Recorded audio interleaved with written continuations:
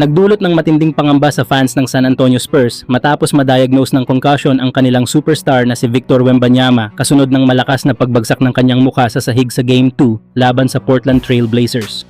Ayon sa opisyal na guidelines ng National Basketball Association, kinakailangang sumailalim si Wembanyama sa hindi bababa sa 48 hours na pahinga at recovery period. Matapos nito, kailangan pa niyang maabot ang ilang health benchmarks habang wala siyang nararamdamang sintomas bago siya tuluyang payagang makabalik sa laro.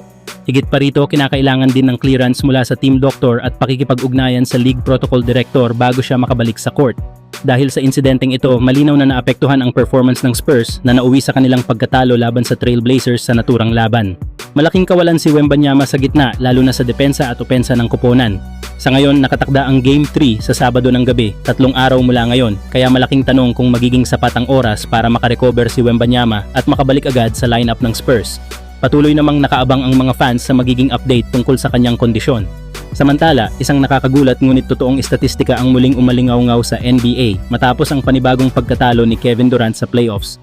Umabot na sa 7 sunod na playoff losses ang kanyang record at ang huli niyang panalo ay noong Mayo 2023 pa habang miyembro siya ng Phoenix Suns.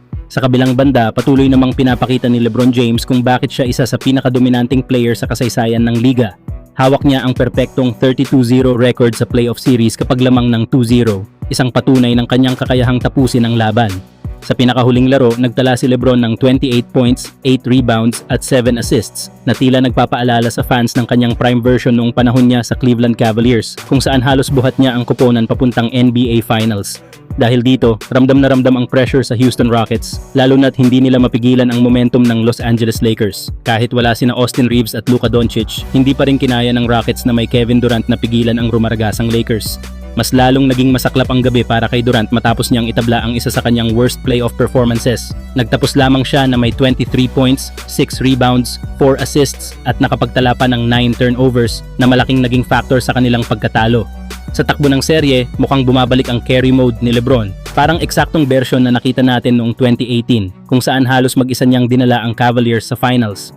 Kung magpapatuloy ang ganitong klase ng laro, tila malaki ang tsansa ng Lakers na makalusot at muling gumawa ng malalim na playoff run. Kayo mga idol, ano ang masasabi nyo? Kaya pa bang makabawi ng Rockets o tuluyan ng maghahari ang Lakers sa seryeng ito? Samantala, balak ng Los Angeles Lakers na kunin at idagdag sa kanilang lineup next season ang forward na si John Collins. Nakatakda kasing maging unrestricted free agent si Collins ngayong off-season, kaya may malaking oportunidad ang Lakers na maisama siya sa kanilang koponan. Kilalang athletic at versatile si Collins at malinaw na bagay ang kanyang playing style sa sistema ng Lakers. Isa sa pinakamalakas niyang asset ay ang kanyang ability sa alley-oop na siguradong magiging epektibo sa playmaking ni Luka Doncic at Austin Reeves. Sa ganitong setup, mas magiging delikado ang Lakers sa fast break at half-court offense. May kakayahan din si Collins na tumira mula sa 3-point range kaya makakatulong siya sa floor spacing ng team. Bukod sa scoring, maaasahan din siya sa rebounding kung saan nagbibigay siya ng extra possessions, pati na rin sa depensa dahil sa kanyang laki, haba at athleticism. Sa kabuuan, ang pagdagdag kay John Collins ay magbibigay sa Lakers ng mas balanced at dynamic na lineup, isang forward na kayang tumulong sa opensa at depensa at swak na swak sa playing style ng kanilang mga pangunahing bituin. Kayo mga idol, ano ang masasabi nyo? Bagay ba si John Collins sa Lakers next season? Right there. Collins from the corner knocks in for the loose ball, playing with those 3 fouls. Harden down the lane.